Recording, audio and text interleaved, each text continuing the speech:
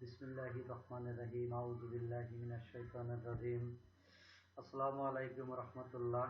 সুপ্রিয় শিক্ষার্থীরা, আশা করি আল্লাহর অশেষ সহমতে সবাই ভালো আছো।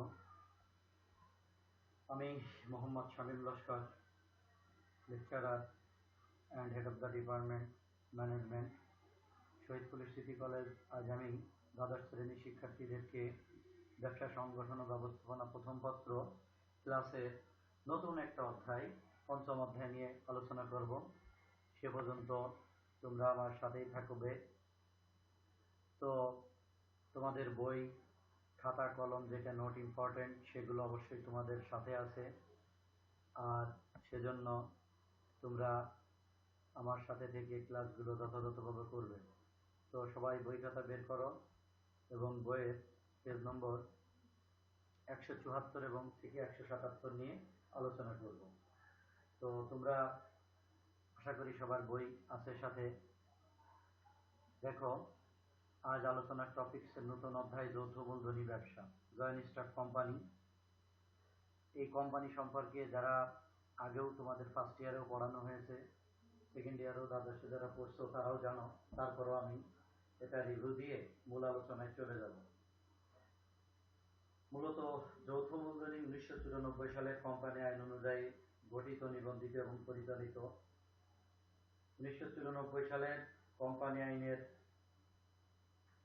2 ধারায় বলা হয়েছে, কোম্পানি মিনস এ কোম্পানি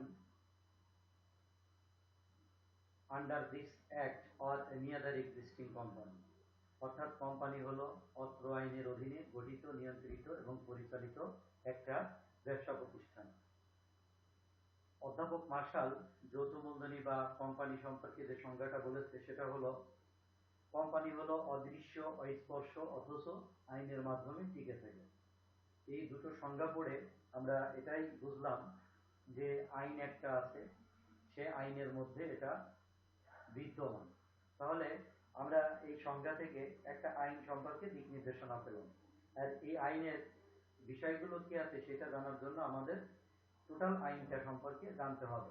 যৌথ মূলধনী এটা আমরা যখন সংজ্ঞা পড়ব, বৈশিষ্ট্য পড়ব, গুরুত্ব পড়ব, তখন আমরা এই বিষয়গুলো আরো ডিটেলস জানতে পারব।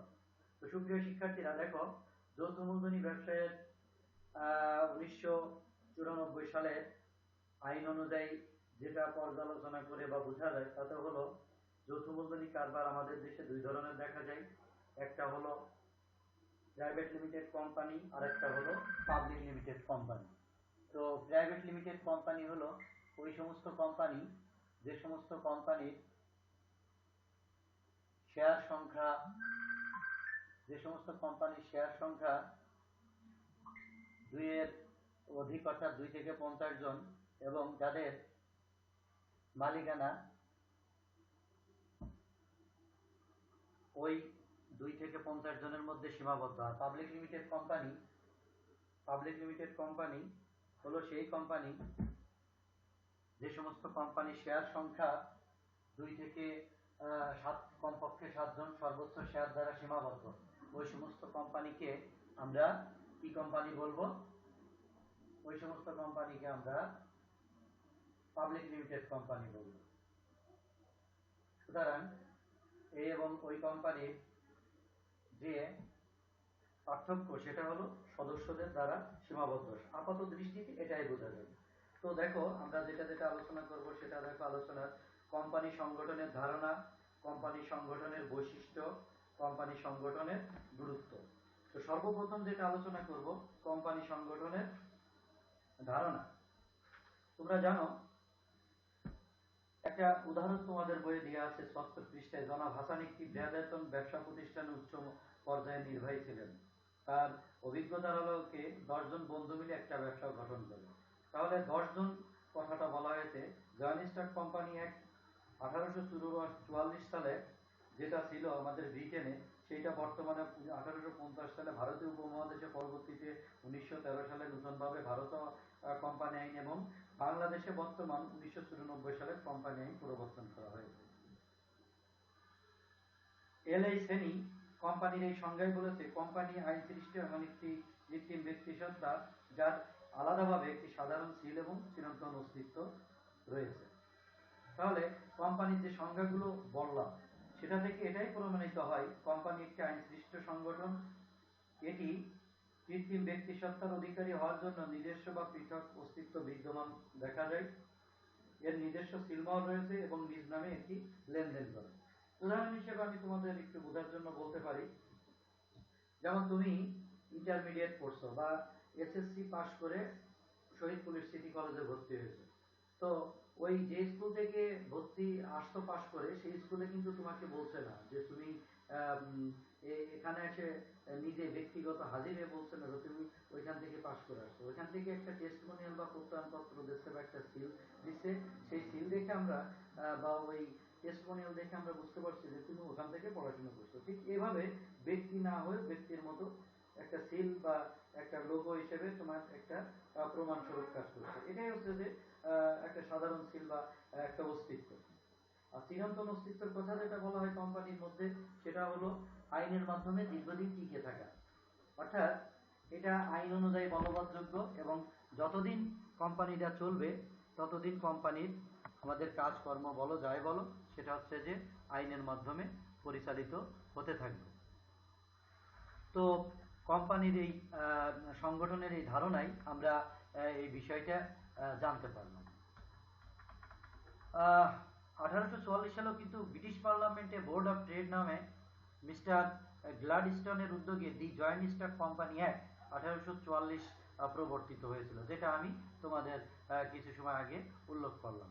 আর 1857, 62, 66, 82, 87 এভাবে এবং 1910 সাল পর্যন্ত ব্যাপক পরিবর্তন হয়ে কিন্তু 94 সালে সেটা একটা পরিবর্তন হয়েছিল।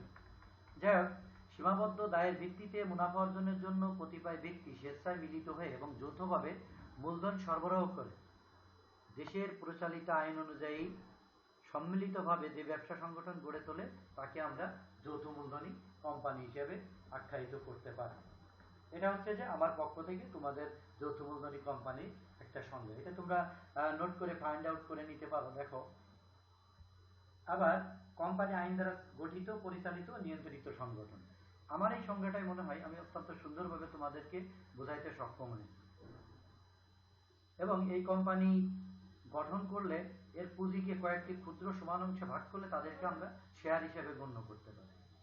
এই শেয়ার ক্রয় বিক্রয় করা বৈধ আছে। এটা অবশ্যই পাবলিক লিমিটেড কোম্পানির জন্য, কিন্তু প্রাইভেট লিমিটেড কোম্পানির জন্য না।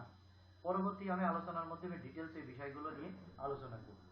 তাহলে আশা করি সুপ্রিয় শিক্ষার্থীরা তোমরা কোম্পানির যে বিষয়টা এটা তোমরা জানতে পারলে এবং একটা সংজ্ঞা যে আমি দিলাম সেই সংজ্ঞাটা তোমরা লিখতে পারবে। পরিশেষে কোম্পানির ধারণা সম্পর্কে আমি এটাই বলবো, যৌথ মূলধনী কোম্পানি হলো আইন সৃষ্ট চিরন্তন অস্তিত্ব সম্পন্ন এমন একটি কৃত্রিম ব্যক্তি সত্তা, যার নির্দিষ্ট নাম এবং সিলমোহর থাকবে বা রয়েছে এবং যার মূলধন সীমিত দায় বিশিষ্ট ও হস্তান্তরযোগ্য নির্দিষ্ট মূল্যের কতকগুলো শেয়ারে বিভক্ত, যেখানে কতিপয় লোক স্বেচ্ছায় শেয়ার ক্রয়ের মাধ্যমে যৌথভাবে মূলধন বিনিয়োগ করে অর্জিত মুনাফা বা লোকসান নিজেদের মধ্যে ভাগ করা হয়। এটাও আমার পক্ষ থেকে তোমাদের অত্যন্ত গুরুত্বপূর্ণ একটা সংজ্ঞা তোমাদের আমি প্রদান করলাম। তো তোমরা এই সংজ্ঞাটাও আশা করি নিবে এবং দেখবে। এখন আলোচনার দ্বিতীয় পর্যায়ে আমি যেটা তোমাদের বলবো, তোমরা একটু বাচ্চারা খেয়াল করো, শিক্ষার্থীরা, সুপ্রিয় শিক্ষার্থীরা, সেটা হলো কোম্পানি সংগঠনের বৈশিষ্ট্য। এটা পরবর্তী প্রশ্ন আমাদের। কোম্পানি সংগঠনের বৈশিষ্ট্যের পয়েন্ট অনেকগুলো থাকলে আমরা সংজ্ঞার মধ্যে কিন্তু কিছু কিছু পয়েন্টের কথা বলে আসছি। তো কোম্পানি সংগঠনের বৈশিষ্ট্য হিসেবে যে পয়েন্টগুলো ইম্পর্টেন্ট সেটা আমি অবশ্যই এখন তোমাদের সামনে আলোচনা করব। আসলে বৈশিষ্ট্য মূলত কোম্পানি তার কার্যাবলী পরিচালনার ক্ষেত্রে যে সমস্ত কর্ম প্রক্রিয়া চালায় সেই সমস্ত কর্মক্রিয়াকে আমরা বৈশিষ্ট্য হিসেবে গণ্য করতে পারি। তাই এই কোম্পানিরও কতকগুলো বৈশিষ্ট্য আমরা লক্ষ্য করে থাকি। তো সুপ্রিয় শিক্ষার্থীরা, এই বৈশিষ্ট্যগুলো আমরা পয়েন্ট আকারে দেখব। প্রথম হচ্ছে আইন সৃষ্ট প্রতিষ্ঠান, ল ক্রিয়েটেড কনসার্ন। আমাদের দেশে যে সমস্ত ব্যবসা পরিচালনা করতে হয়, যেমন এক মালিকানা ব্যবসা করতে গেলে ট্রেড লাইসেন্স নিতে হয়, অংশীদারি করতে গেলে 1932 সালের আইন অনুযায়ী সেটা পরিচালিত হতে হয়। আর এটা যেহেতু কোম্পানি সংগঠন, তো এর জন্য অবশ্যই একটা নির্দিষ্ট আইন হবে। সে আইনটা কি? কোম্পানি অবশ্যই একটা আইন দ্বারা সৃষ্ট প্রতিষ্ঠান। আমাদের দেশে যৌথ মূলধনী কোম্পানি অ্যাক্ট বা আইন যেটা রয়েছে সেটা হচ্ছে 1994 সালের কোম্পানি আইন। এই কোম্পানি আইন মোতাবেক গঠিত, পরিচালিত এবং নিয়ন্ত্রিত হয়ে থাকে। উক্ত আইনের 2-1 ঘ ধারা অর্থাৎ 2-1 H ধারায় বলা হয়েছে কোম্পানি বলতে এই আইনের অধীনে গঠিত, নিবন্ধিত ও কোনো কোম্পানি বা বিদ্যমান কোম্পানিকে বোঝায়। আমি যেটা ইংলিশে বলেছিলাম, company means a company formed and registered under this act or any other existing company. তাহলে আমরা এক কথায় বলতে পারি প্রধান বৈশিষ্ট্য হিসেবে এই কোম্পানির কি রয়েছে? আইনগত সৃষ্টতা রয়েছে, অর্থাৎ এই কোম্পানি আমাদের আইন অনুযায়ী সৃষ্টি। উদাহরণ হিসেবে সোলোমান বনাম সোলোমান অ্যান্ড কং কোম্পানির মামলার রায়টা উল্লেখযোগ্য। এখানে একজন ব্যক্তি সোলোমান অ্যান্ড সোলোমান কং থেকে সম্পূর্ণরূপে পৃথক, কারণ ব্যক্তি এবং প্রতিষ্ঠান কখনো এক না। এই স্বতন্ত্রকেই স্বতন্ত্র সত্তা হিসেবে, কৃত্রিম ব্যক্তি সত্তা হিসেবে, আইন সৃষ্ট প্রতিষ্ঠান হিসেবে কোম্পানিকে আমরা আখ্যায়িত করতে পারি। কি সুপ্রিয় শিক্ষার্থীরা, আশা করি তোমরা বুঝছো নিশ্চয়ই। এখন আসা যাক চিরন্তন অস্তিত্ব,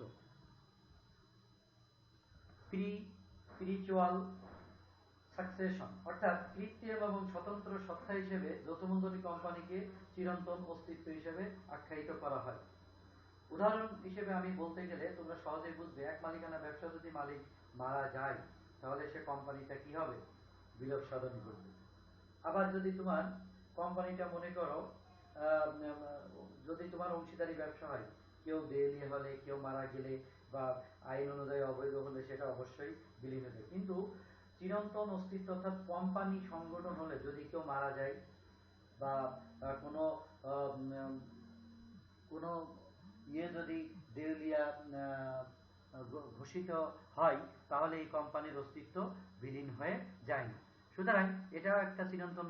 তো সুপ্রিয় শিক্ষার্থীরা, যেটা আমি বলছিলাম, দেখো তোমরা, সেটা হচ্ছে যে চিরন্তন অস্তিত্ব এভাবে আমাদের বিদ্যমান থাকবে। আর একটা বিষয় সেটা হলো যে আইন স্বীকৃত স্বতন্ত্র ব্যক্তি রূপে পরিগণিত হওয়ার বলে এটা অবশ্যই চিরন্তন অস্তিত্ব হিসেবে আমরা গণ্য করতে পারি। আর সদস্য সংখ্যা যেহেতু এখানে উল্লেখ থাকে, তারাই যে কোনো ডিসিশন সেখানে নিয়ে কাজ করে। 2 নম্বর পয়েন্টটা দেখো, সদস্য সংখ্যা, নাম্বার অফ শেয়ার হোল্ডার। এটা বলছে যে কোম্পানি আইনের বিধান মোতাবেক এর সদস্য সংখ্যা নির্ধারিত। অবশ্যই বলা হয়েছে সেক্ষেত্রে যদি কোম্পানিটা প্রাইভেট লিমিটেড হয় তাহলে 2 থেকে 50 জন, আর যদি পাবলিক লিমিটেড হয় 7 থেকে সর্বোচ্চ শেয়ার দ্বারা সীমাবদ্ধ। অর্থাৎ প্রাইভেট লিমিটেড কোম্পানি হলে 2 থেকে 50 জনের মধ্যে নেবে। উদ্যোক্তারা নিজ উদ্যোগে কারবারটা পরিচালনার জন্য প্রথম কাজ শুরু করবে, পরবর্তীতে তারা তাদের কার্যাবলী পরিচালনার জন্য প্রয়োজনীয় সদস্য সংখ্যা বাড়াবে বা কমাবে, কিন্তু এই কমানোর সংখ্যা 2 এর সর্বনিম্ন নামবে না। আবার পাবলিক লিমিটেড কোম্পানি হলে সর্বনিম্ন 7 জন, 7 জনই উদ্যোক্তা হতে পারে, তারা তাদের কার্যাবলী পরিচালনা করে যাবে। যদি তাদের কার্যে কোনো সমস্যা হয় বা তাদের মূলধনের প্রয়োজন হয় তাহলে নিবন্ধকের কাছ থেকে প্রয়োজনীয় কাগজপত্রাদি জমা দিয়ে তারা কি করতে পারবে? তারা বিবরণপত্র ইস্যুর মাধ্যমে বাজারে শেয়ার ছেড়ে তাদের সদস্য সংখ্যা বাড়াইতে পারবে। এ হচ্ছে যে সদস্য সংখ্যার ক্রাইটেরিয়া। এর পরবর্তীতে দেখো সিলমোহর। প্রত্যেকটা ব্যবসা প্রতিষ্ঠানেরই একটা সিলমোহর থাকে, কোম্পানি হিসেবে এটাও তার ব্যতিক্রম নয়। আর এটা সিল বলতে প্রত্যেক কোম্পানির এই সিল থাকা বাঞ্ছনীয়। কোম্পানি যেহেতু তৃতীয় পক্ষের সাথে চুক্তি করে আর যেহেতু আইন সৃষ্ট একটা প্রতিষ্ঠান, তাই এই সিলমোহর অঙ্কিত সাদা কাগজই দলিলের মর্যাদা লাভ করে। কোম্পানি সাধারণ সিলমোহর ব্যবহার করে বা সংরক্ষণের ব্যাপারে কোম্পানির পরিমেল নিয়মাবলীতে অবশ্যই, পরিমেল নিয়মাবলী এমন একটা বিষয় যেখানে কোম্পানির অভ্যন্তরীণ দৈনন্দিন কার্যাবলী পরিচালনার নিয়ম নীতি সেখানে উল্লেখ থাকে। তাই অফিসিয়াল সিগনেচার হিসেবে এই সিলমোহরটা অবশ্যই কোনো প্যাডে কাঙ্ক্ষিত দলিল হিসেবে গণ্য হয়। শেয়ার মূলধন, কোম্পানির মোট অনুমোদিত মূলধনের, অর্থাৎ কোম্পানি যখন শুরু করে, আমি উদাহরণ হিসেবে বিষয়টা আর একটু ক্লিয়ার করে দিই। সেটা হলো 5 নম্বর যে বৈশিষ্ট্যটা, কোম্পানি যখন শুরু করবে তাদের যে শেয়ার হোল্ডাররা তাদের যে শেয়ার থাকবে সেই শেয়ারের সমান অংশে ভাগ করলে, যতজন থাকবে সেই সমান মাথাপিছু অংশে ভাগ করলে যে ক্ষুদ্র ক্ষুদ্র অংশকেই শেয়ার বলবে। এই কোম্পানির মূলধন যে শেয়ার থাকে এই শেয়ারে বিভক্ত থাকার কারণে এর মূলধনকে শেয়ার মূলধন হিসেবে আমরা গণ্য করব। জনসাধারণের কাছে শেয়ার বিক্রি করে কোম্পানি তাদের মূলধন সংগ্রহ করে। আবার ঋণপত্র বিক্রি করে কিন্তু কোম্পানি তাদের মূলধন সংগ্রহ করতে পারে, তবে তাকে কোম্পানির ঋণ মূলধন হিসেবে গণ্য করা হয়। ব্যবসা পরিচালনার ক্ষেত্রে এই উভয় ধরনের মূলধন প্রয়োজন হয়ে থাকে।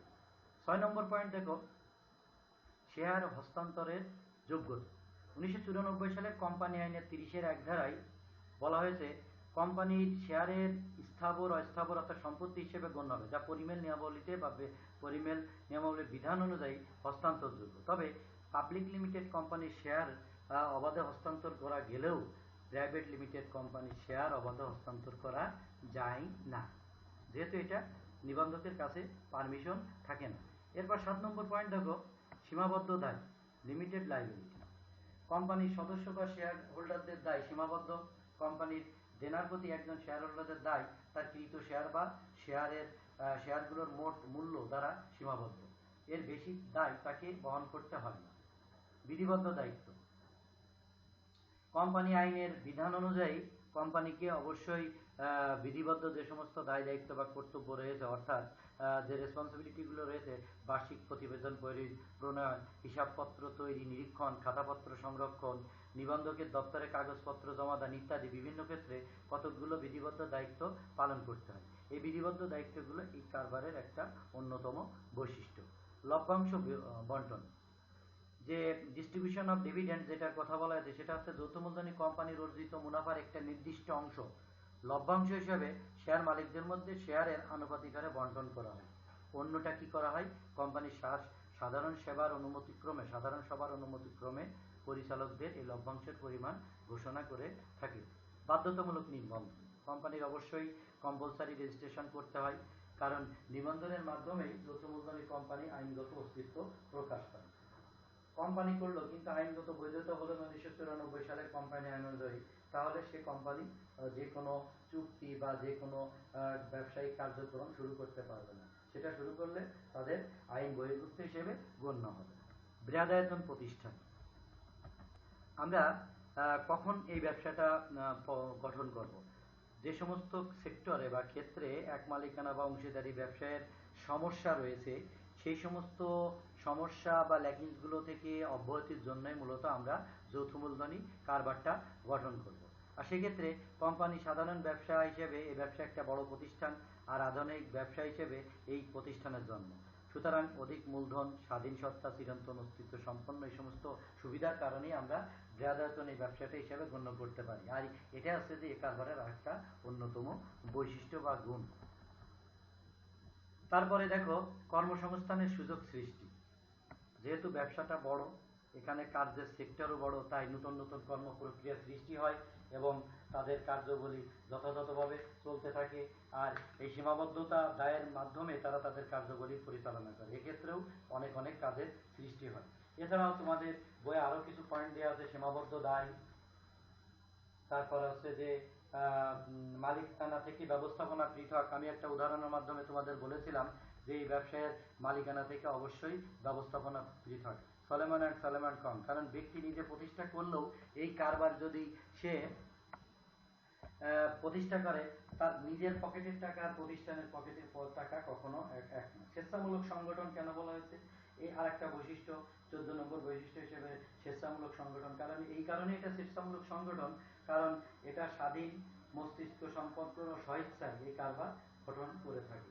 গণতান্ত্রিক ব্যবস্থাপনা, এটা অবশ্যই একটা গণতান্ত্রিক নীতিমালা অনুযায়ী পরিচালিত হয়, কারণ শেয়ার হোল্ডারগণের ভোটের মাধ্যমে পরিচালক নির্বাচন থেকে শুরু করে সমস্ত কার্যবলী সম্পাদিত হয় সাধারণ সভায়। যেমন প্রাইভেট লিমিটেডের কোম্পানির জন্য 2 জন পরিচালক এবং পাবলিক লিমিটেড কোম্পানির জন্য যে 3 জন পরিচালকের কথা এখানে বিদ্যমান, বৈশিষ্ট্যমান, সেটা অবশ্যই সেই শেয়ার হোল্ডারদের ভোটেই পরিচালিত হয় বা ভোটে নির্বাচিত হয়। দ্বৈত কর, কোম্পানি আয়ের উপর সাধারণত 2 বার কর ধার্য হয়ে থাকে। একবার এর অর্জিত মুনাফার উপর কর দিতে হয়, পরবর্তীতে শেয়ার মালিকদের ব্যক্তিগত আয়ের অংশ হিসেবে তাদের প্রাপ্ত লভ্যাংশ হিসেবে কর দিতে হয়। কিন্তু এক মালিকানা অংশীদারি কারবারে এই কর আরোপের এই জটিলতা থাকে না, এটাও কিন্তু একটা বৈশিষ্ট্য।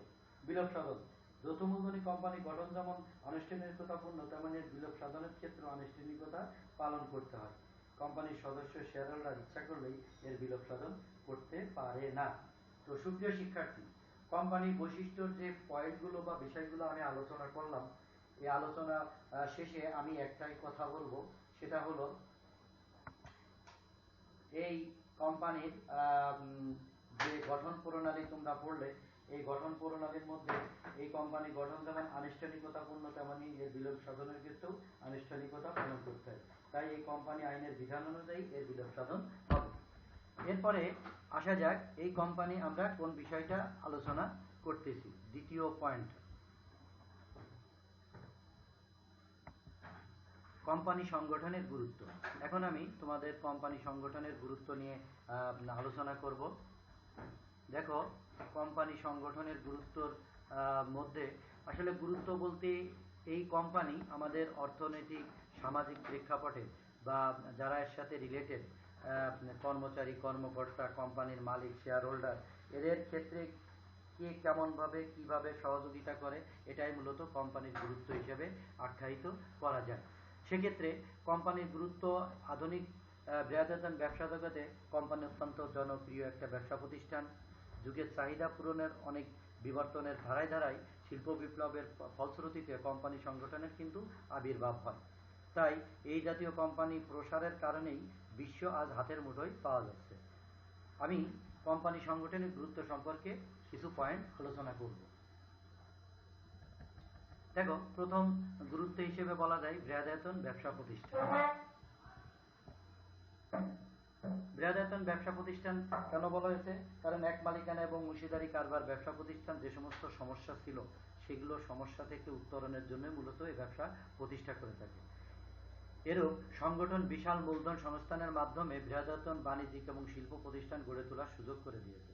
এখানে বহু সংখ্যক সদস্যের অন্তর্ভুক্তির সুযোগ থাকায় মূলধনের পরিমাণও হয় বড় বা বেশি, ফলে কোম্পানির পক্ষে বড় ধরনের ব্যবসা গড়ে তোলা সম্ভব হয়। অন্যদিকে অধিক সম্পদের ব্যবহার করে বৃহদায়তন উৎপাদন ও বন্টনের সুযোগ লাভ করে থাকে। তো সুপ্রিয় শিক্ষার্থীরা, এটা একটা গুরুত্ব হিসেবে গণ্য করা যায়। দ্বিতীয় পয়েন্ট হচ্ছে গুরুত্বের ক্ষেত্রে প্রপার ইনভেস্টমেন্ট ফিল্ড, অর্থাৎ উত্তম বিনিয়োগের ক্ষেত্র বা সেক্টর। যৌথ মূলধনী কোম্পানি সংগঠন বর্তমানে পৃথিবীর সর্বত্র উৎকৃষ্ট বিনিয়োগের ক্ষেত্র হিসেবে আত্মপ্রকাশ করেছে। এরূপ কোম্পানির মূলধনকে স্বল্প মূল্যের অনেকগুলো ক্ষুদ্র ক্ষুদ্র শেয়ারে বিভক্ত করা হয়, ফলে অতি সাধারণ স্বল্পায়ের লোকও তাদের সঞ্চিত অর্থ কোম্পানিতে বিনিয়োগের মাধ্যমে লভ্যাংশ অর্জন করতে পারে। আর এই লভ্যাংশ ব্যতীত শেয়ারের মূল্য বৃদ্ধি, রাইট শেয়ার প্রাপ্তি প্রভৃতি সুবিধা থাকায় সমাজের ধনী দরিদ্র সকলে কোম্পানিতে বিনিয়োগে আগ্রহী হয়। সুতরাং উত্তম বিনিয়োগ কোম্পানির একটা গুরুত্বপূর্ণ বিষয়। সম্পদের শুদ্ধ ব্যবহার। দেশের সম্পদের উপযুক্ত ব্যবহারের উপরই জাতীয় উন্নয়ন বহুলাংশে নির্ভর করে। সকল দেশই যৌথ মূলধনী কোম্পানি সংগঠনের সম্পদের কার্যকর ব্যবহার নিশ্চিত করে অর্থনৈতিক উন্নয়নের গতিকে ত্বরান্বিত করে আসছে, যেমন বাংলাদেশের প্রাকৃতিক গ্যাস সেক্টর। ঝুঁকি বন্টনের সুযোগ সৃষ্টি। এরূপ ব্যবসায় যাবতীয় ঝুঁকি এবং দায়সমূহ বহু সংখ্যক শেয়ারের মধ্যে বন্টিত হয় বিধায় কারোর ব্যক্তিগত এক মালিকানা বা অংশীদারি ব্যবসার মাত্র ঝুঁকি একা একা গ্রহণ করতে হয় না। সুতরাং এই ক্ষেত্রে এই ব্যবসাটা অনেক এগিয়ে যেয়ে থাকে। 5 নম্বর পয়েন্ট দেখো, কর্মসংস্থানের সুযোগ সৃষ্টি।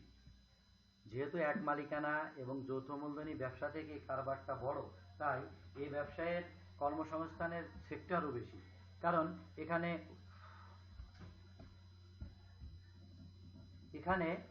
বিভিন্ন সেক্টর রয়েছে কাজের জন্য।